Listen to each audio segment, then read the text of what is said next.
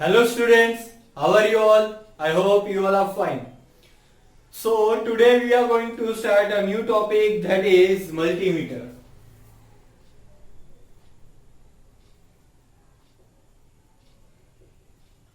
Generally you all have seen the multimeter, right? So multimeter has two types. Multimeter mainly has two types.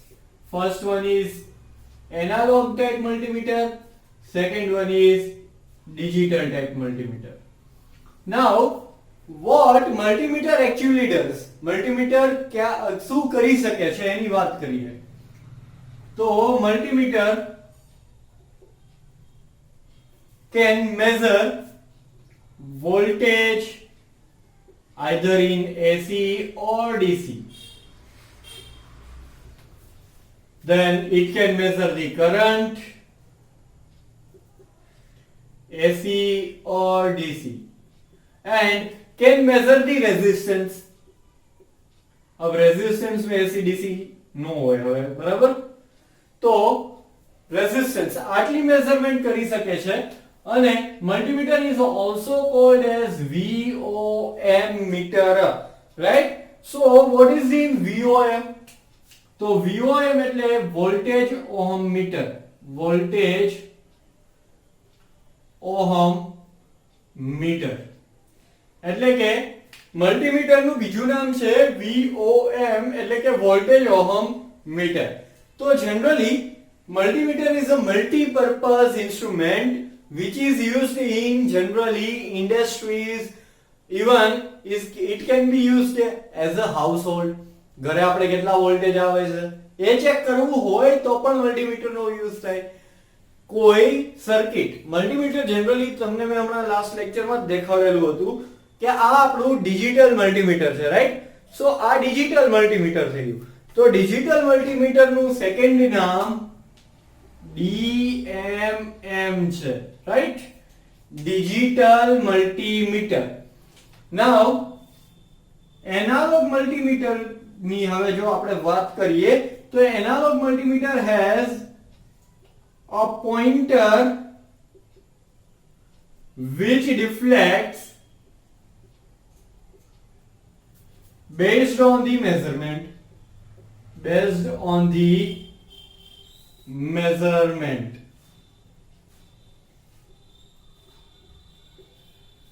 right? તો આ તમારું measurement કરી આપે છે. જ્યારે જે પણ મેઝરમેન્ટ હશે એ પ્રમાણે એનો પોઇન્ટર મૂવ થશે. But if we are talking about digital multimeter, then it will show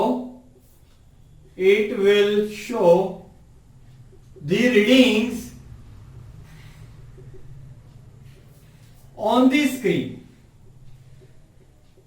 screen ઉપર એનું રીડિંગ તમને જોવા મળે છે. જેવું મેં તમને અત્યારે દેખાડ્યું કે આ જે છે અહીંયા AC ની સાઇન છે, આ DC ની સાઇન છે. એટલે જો હું આ બાજુ રાખું તો મને AC વોલ્ટેજ મેઝર કરીને આપશે, આ બાજુ રાખું તો મને DC 20 વોલ્ટ સુધીનું મેઝર કરીને આપશે. અહીંયા DC 2000 મિલી એમ્પિયર એટલે કે 2 વોલ્ટ, અહીંયા 200 વોલ્ટ અને મેક્સિમમ હું 1000 વોલ્ટ સુધીનું મેઝરમેન્ટ લઈ શકું. કરંટ કોઈ પણ હોય, AC હોય કે DC, મેઝરમેન્ટ મને થઈ જશે 2000 માઇક્રો એમ્પિયર એટલે કે 2 મિલી એમ્પિયર થી લઈને 200 મિલી એમ્પિયર સુધીનું મેઝરમેન્ટ લઈ શકાય છે. અને જો હાઈ કરંટ મેઝર કરવો હોય તો 10 એમ્પિયર માં મારે રાખવું પડે.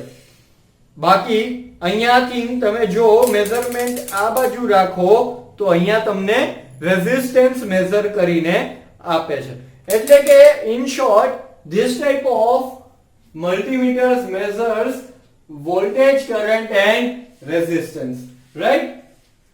So generally this type of multimeters are generally very used, digital types, because of their cheap prices. બહુ સસ્તા મળે છે. આ જે મલ્ટીમીટર છે એ મલ્ટીમીટર મને 120 રૂપિયાનું મેં લીધેલું છે, રાઈટ? હવે એવું જરૂરી નથી કે 120 રૂપિયામાં તમને બહુ સારા મલ્ટીમીટર મળે. ઇટ્સ અ કોમન વન કે આપણે હાઉસ હોલ્ડ માટે યુઝ કરી શકીએ. But In industry, they buy multimeter of 1 lakh, 2 lakh like that. Why? Because they need to handle very, very high current. And this cannot handle very high current. આ handle કરવા જઈએ આ બળી જાય અને આ બળે એટલે સાથે આપણને શોક લાગે અને આપણે મરી જઈએ. But they can handle very high current and even at the time of short circuit you will not get a shock. તમને શોક નહીં લાગે. So you can be safe, right? So cheap prices, accuracy or you can say accurate results, these are the main reasons કે આપણે digital મલ્ટીમીટરનો ઉપયોગ વધારે કરીએ છીએ. તો એનાલોગ મલ્ટીમીટરનો યુઝની વાત કરીએ તો analogue multimeter are also used for a measurement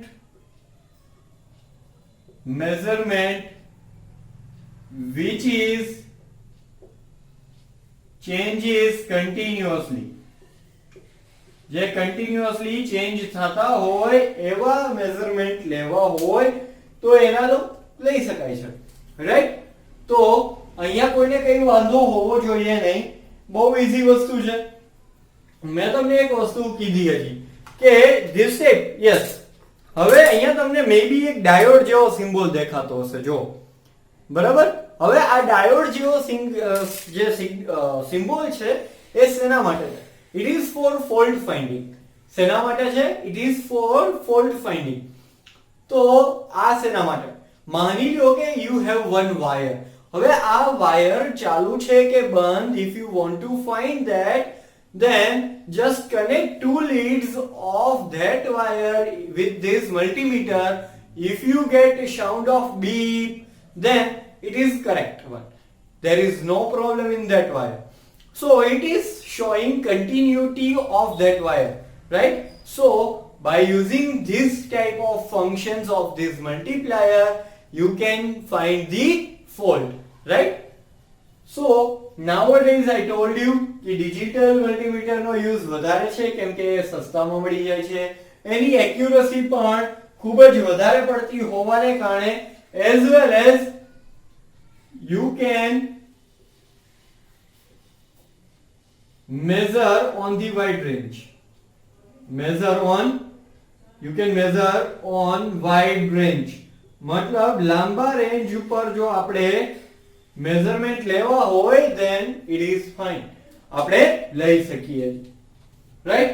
જલ્દીથી સ્ક્રીનશોટ લઈ લો આનો. ચલો જલ્દી કરો, સ્ક્રીનશોટ લઈ લો.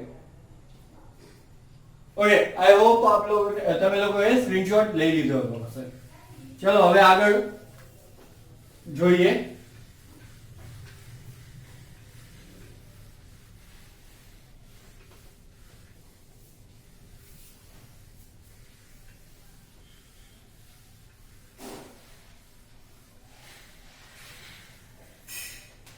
Okay, new topic is rectifier type AC meter. Rectifier type AC meter, right? So rectifier type AC meter is for what? As we know that we are using voltmeter, right? Voltmeter is used for what? To measure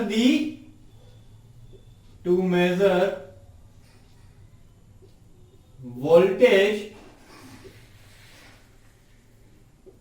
difference between two nodes. બે નોડની વચ્ચે જો તમારે voltage difference find કરવો હોય તો આ ટાઈપના વોલ્ટમીટરનો યુઝ થાય છે. Generally it is connected in parallel to measure voltage difference. Voltage difference measure કરવા માટે જનરલી આપણે આને પેરેલલમાં કનેક્ટ કરીએ છીએ. રીઝન શું છે? Because voltmeter has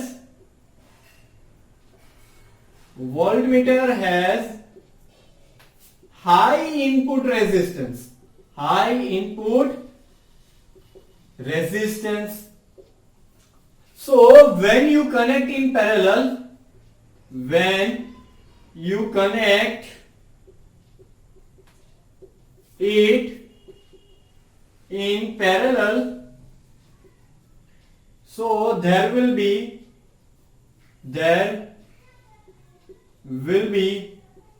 no loading effect. એની તમને લોડિંગ ઇફેક્ટ જોવા મળે નહીં. બટ જો તમે એને કેમ કે હવે જો સિમ્પલ વસ્તુ સમજીએ, if it is connected in parallel, તો આ તમારો વાયર અથવા જે સર્કિટનો રેઝિસ્ટન્સ છે અને આ તમારો રેઝિસ્ટન્સ છે ઓફ વોલ્ટમીટર, એટલે RV લખું છું. If this resistance or this voltmeter is connected in series, then equivalent resistance becomes R plus RV, and it is approximately, if you talking ideally, resistance of voltmeter is ideally infinite. Ideally તો infinite હોય છે, but practically it is in mega ohm. Mega ohm ના ક્રમનો તમને resistance જોવા મળે છે. તો માની લો કે આ તમારો 1000 ઓહમ છે અને આ તમારો 1 મેગા ઓહમ છે, તો લોડિંગ એટલે કે રેઝિસ્ટન્સ ખૂબ જ વધી ગયો. But if these are connected in parallel, then you can say the resistance connected in parallel has the equivalent resistance less than the least resistance in the circuit. એટલે કે જે નાનામાં નાનો રેઝિસ્ટન્સ હોય એનથી પણ પેરેલલમાં તમને નાનો રેઝિસ્ટન્સ મળે છે, અને એને જ કારણે જે લોડિંગ ઇફેક્ટ છે એ તમને બહુ જોવા મળતી નથી. તો જનરલી વોલ્ટેજ માપવા માટે જે આપણે મેઝરમેન્ટ્સ વાપરીએ છીએ, જે ઇન્સ્ટ્રુમેન્ટ્સ વાપરીએ છીએ, they works on DC supply, right? For digital multimeter, digital voltmeters. It is also called DVMs, right? Digital voltmeters, DVMs, right? So in this type of voltmeter તમારે DC પાવર સપ્લાય જોશે, તો DC power supply PMMC through આપવામાં આવે છે. એટલે કે આ DC power supply PMMC ને આપવામાં આવે છે. PMMC શું છે? તો permanent magnet moving coil. Permanent magnet moving coil ને આપવામાં આવે છે. જ્યારે તમે DC વોલ્ટેજ આને આપો છો ત્યારે શું થશે? હવે સૌથી પહેલા કે તમારી પાસે જે મેઝરમેન્ટ કરેલું છે it is in AC form, right? But we have to convert it into DC. And this type of digital voltmeter works on the DC power supply. This DC power supply is given to PMMC, એટલે કે permanent magnet moving coil. જેટલા voltage તમે આપશો એ પ્રમાણે આ જે permanent magnet છે એની વચ્ચે રાખેલી કોઇલ મૂવ થશે અને તમને ફાઇનલી રીડિંગ આપશે. સમજાઈ ગયું? સો to get DC generally diode rectifiers are used.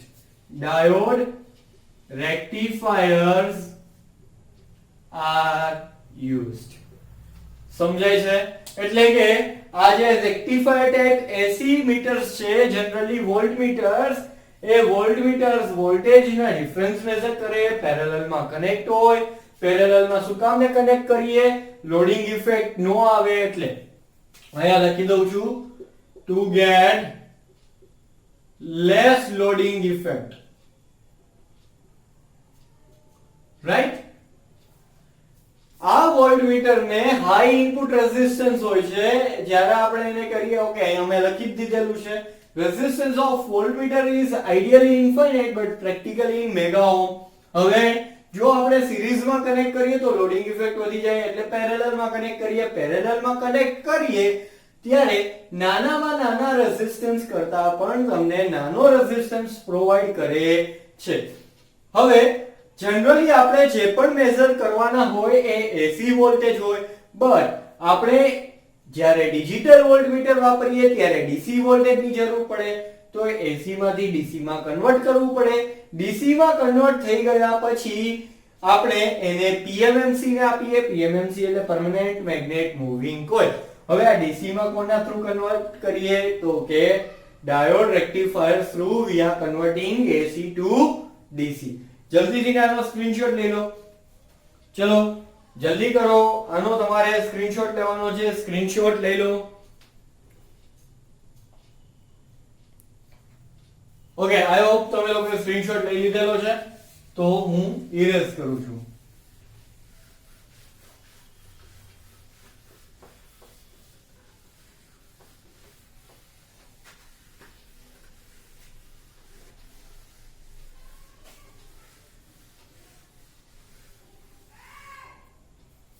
Okay, now how to convert this AC to DC? તો એક તો તમારી પાસે છે હાફ વેવ રેક્ટિફાયર, રાઈટ? એક તો તમારી પાસે છે half wave rectifier. Now I am drawing the circuit of half wave rectifier.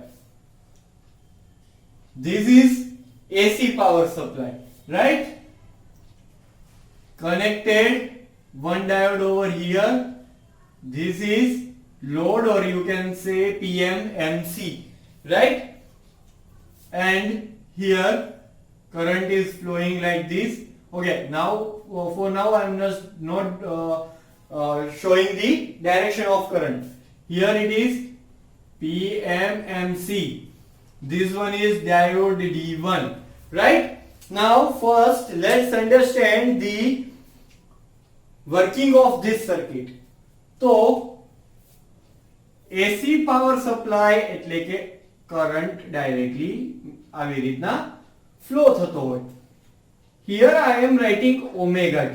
omega t ક્યારે આવશે એ પહેલા સમજી લો અને ખાલી t ક્યારે આવશે એ સમજી લો.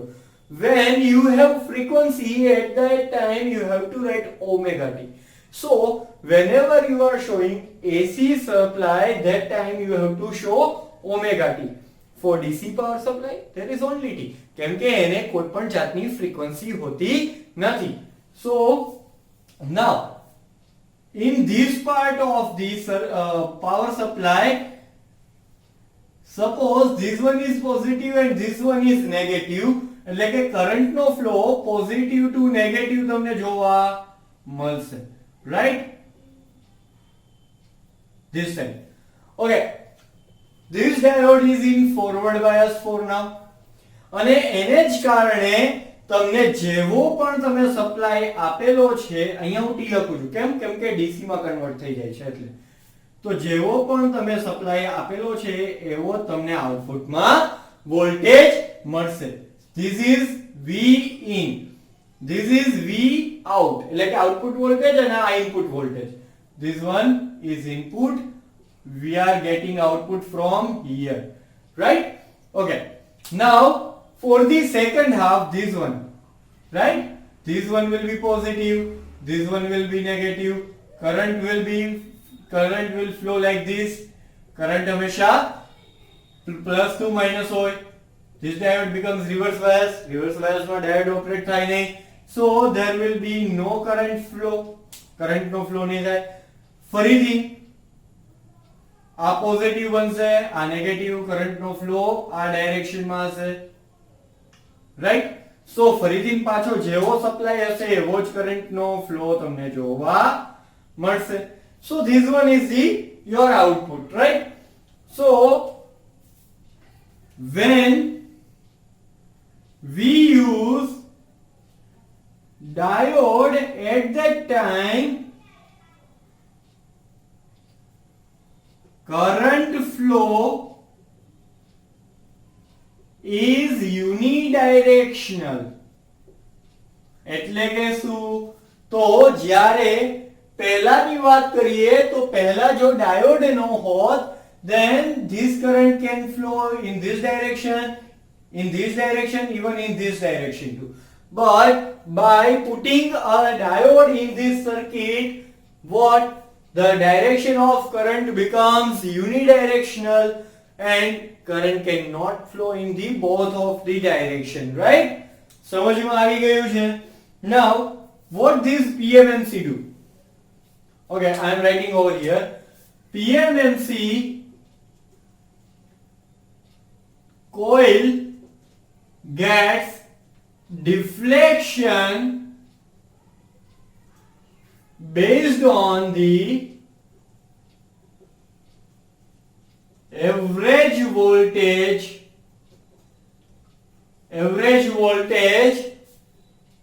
of half wave rectifier.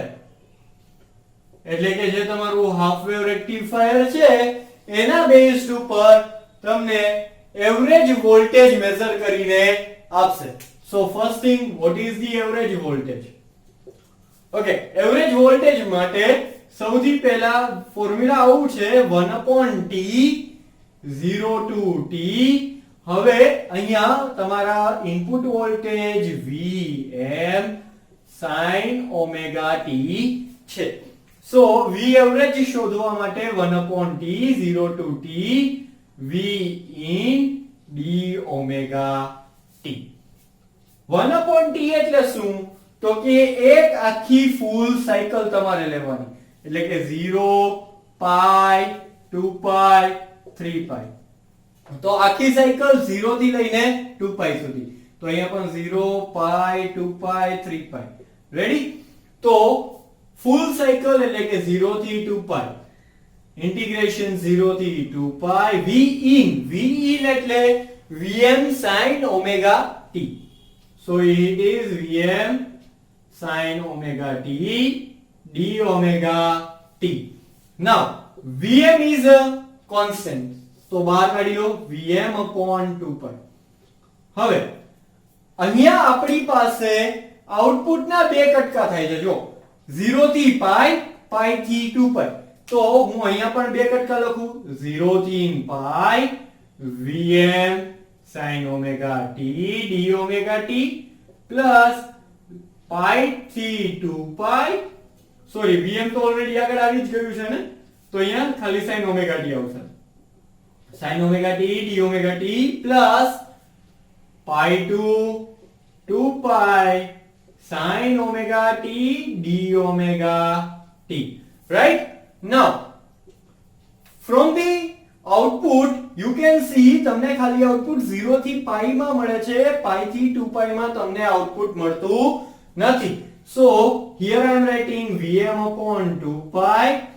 અહીંયા તમને આઉટપુટ મળે છે તો આને રાખું છું 0 થી પાઈ sin omega t d omega t, but I am not getting any output from pi to 2 pi, so it becomes 0. Right?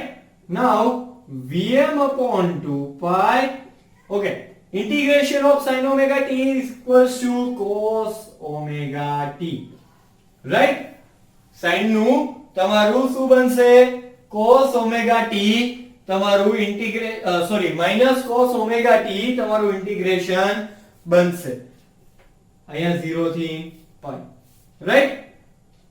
Vm upon 2 pi equals to Vm upon 2 pi into minus cos pi minus plus cos 0.